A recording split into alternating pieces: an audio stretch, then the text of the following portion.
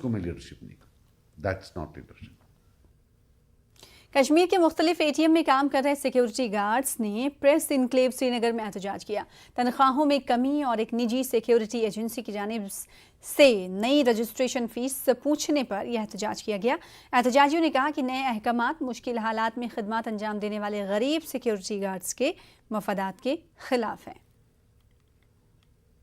हुआ था उस लॉकडाउन के दौरान भी हमें घरों से निकाला गया और हमने भी उस टाइम भी हमने ईमानदारी से ड्यूटी अपनी की, तब भी हमारा किसी ने नहीं सोचा।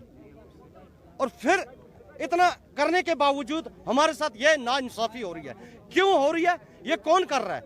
और जो ये नई कंपनी इस टाइम आई हुई है, ये हमारे से इस वक्त रजिस्ट्रेशन मांग रही है 15-15 हजार रुपया, किसी से बोल रही है 30-30 हजार रुपया।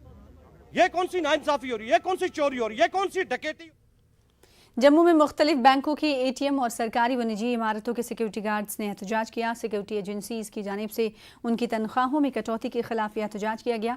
एहतजाजियों में साबिक फौजी भी शामिल हैं जो फिलहाल ATM और दीगर इमारतों के तहफ़्फ़ुज़ के लिए तैनात हैं। एहतजाजियों ने LG से इस मसले को हल करने की अपील भी की। जो ठेका हुआ है BD सिक्योरिटी ने ठेका लिया है, इन्होंने हमारी पेमेंट 9,000 कर दी है। पहले हमारे को 11,500 रुपया पेमेंट मिलती थी और OT डाल करके 12,500 मिलता था गनमैन को, और जो गार्ड हैं ATM की इनको 700 रुपया मिलता था, और जो एक्समैन है उनको 8500 रुपया मिलता था। इन्होंने वहाँ से उठा करके 6,000 रुपये ले आए हैं उनको बेचारों को, और हमारे को 9,000 रुपये ले आए गनमैन को।